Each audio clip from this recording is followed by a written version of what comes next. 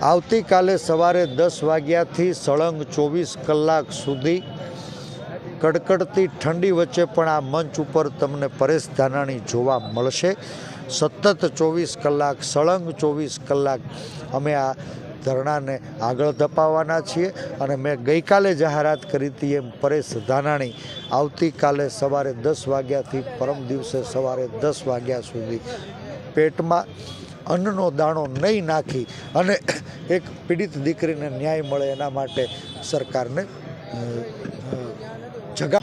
ગુજરાતના ગામડાની દીકરી, એક નિર્દોષ દીકરી, કુંવારી દીકરી પીડિત પાયલે જેલમાંથી બહાર આવી અને આ વિસ્તારના ચૂંટાયેલા પ્રતિનિધિ, રાજ્યના નાયબ મુખ્ય દંડક એવા કૌશિકભાઈ વેકરિયાને કૃષ્ણ સમજીને પત્ર લખ્યો હતો કે ભાઈ, તારી બેનની આબરૂ દાવ ઉપર મુકાણી છે ત્યારે ફરી એક વખત ચપટી વગાડી અને મારી ઉપર જુલમ ગુજારનારા, કાયદાનો ભંગ કરનારા તમામ લોકોને સજા અપાવી। કમનસીબે આજે સવારે 10 વાગે 24 કલાકનો અમે સમય આપ્યો તો એ વીતો આજે સાંજના 8 વાગ્યા છતાં ચપટી વગાડી અને દીકરીને જેલમાં પુરાવનાર, ચપટી વગાડીને દીકરીને અડધી રાતે ઘરમાંથી પોલીસ પાસે પકડાવનાર, ચપટી વગાડીને કુંવારી દીકરીનો વરઘોડો કઢાવનાર, ચપટી વગાડીને દીકરીને પાટે હુવડાવીને પટ્ટા મરાવનાર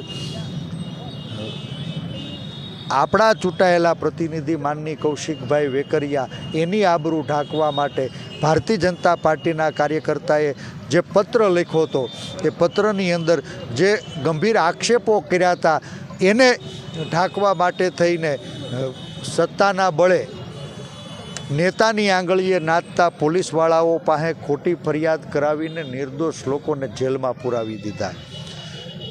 પોલીસની કસ્ટડીમાં એને ઢોરમાર મરાવ્યો। એક કુંવારી દીકરી સહિત બધાયનો જાહેરમાં વરઘોડો કઢાવ્યો। ત્યારે અપેક્ષા હતી કે ભારતીય જનતા પાર્ટીના કાર્યકર્તાએ કથિત રીતે જે પત્ર લખ્યો ને એના મુદ્દા કદાચ ખોટા હોય, રખેને અમારી કાંઈ ભૂલ ન થાય એટલે ખુલ્લા મંચ ઉપર ચર્ચા કરીએ। આપ સૌ એના સાક્ષી છો। ગઈકાલે સવારે 10 વાગે જાહેર નોતરું કાઢ્યું હતું। આજે 6 વાગે પણ ટ્વીટ કરીને ભાઈ કૌશિક, રાજકમલ ચોક તારી રાહ જોઈ રહ્યું છે એનું ધ્યાન દોર્યું હતું। 6 વાગ્યાથી આ મંચ ઉપર અમે બધાએ આગેવાનો બેઠા છીએ। 6:30 પણ યાદ કર્યા, 7 વાગે પણ એમને યાદ કર્યા, 7:30 પણ એને મુદત આપી હતી કે કદાચ રાજના કાજમાં બહુ વ્યસ્ત હોય ને મોડું થાય તો અમે રાહ જોઈએ છીએ। હજુ સુધી આ મંચ ઉપર આવવા માટે મને કે તમને કોઈને સકારાત્મક સંદેશો નથી મળ્યો।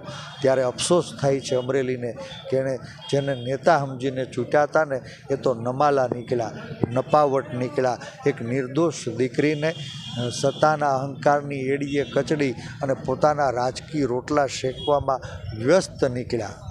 ત્યારે એ પીડિત પાયલ એને ન્યાય અપાવવા માટે એની ઉપર કાયદાનો ભંગ કરીને જે લોકોએ ગુનો આચર્યો છે એવા બધાય પોલીસવાળાના પટ્ટા ઉતારવા માટે થઈને અમે સૌએ જે સંકલ્પ જાહેર કર્યો હતો એને આગળ ધપાવવાના છીએ।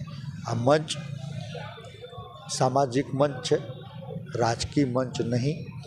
કોંગ્રેસનો ક પણ આ મંચ ઉપરથી અમે બોલ્યા નથી અને પરિણામ સુધી બોલવાના પણ નથી। સવાલ એ થાય છે કે 70 વર્ષમાં આ ગુજરાતની અંદર કોઈ દીકરીને અડધી રાતે પોલીસવાળા પકડીને લઈ જાય એવા દિવસો નથી જોયા। વીતેલા 70 વર્ષમાં કોઈ કુંવારી કન્યાનો જાહેરમાં વરઘોડો કાઢ્યો હોય એવા દિવસ પણ ગુજરાતે નથી જોયા। વીતેલા 70 વર્ષમાં કોઈ નિર્દોષ દીકરીને પાટે હુવડાવીને પટ્ટે મારવામાં આવે આવા દિવસો પણ ગુજરાતે નથી જોયા।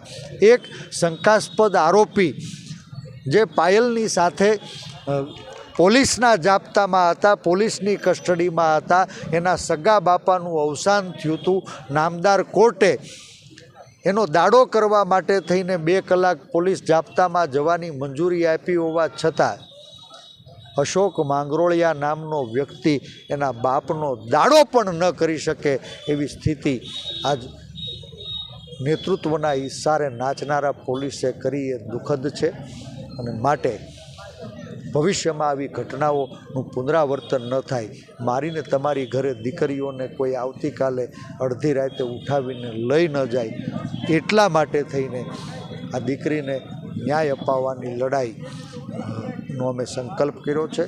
આવતીકાલે સવારે 10 વાગે નવા મહાભારતના મંડાણ થશે અને એક નિર્દોષ દીકરીની આબરૂનો વરઘોડો કાઢનારા લોકો એને સજા ન મળે, એને પટ્ટા મારનારા લોકો એના પટ્ટા ન ઉતરી જાય ત્યાં સુધી રાજકીય મોરચે, સામાજિક મોરચે અને કાયદાકીય મોરચે આ લડાઈને લડવા માટે બધી જ પાર્ટીના લોકો, બધા જ સમાજના લોકો, બધા જ જાહેર જીવનના આગેવાનોને હું નોતરું આપું છું કે આવો સાથે મળી એક પીડિત પાયલને ન્યાય અપાવીએ.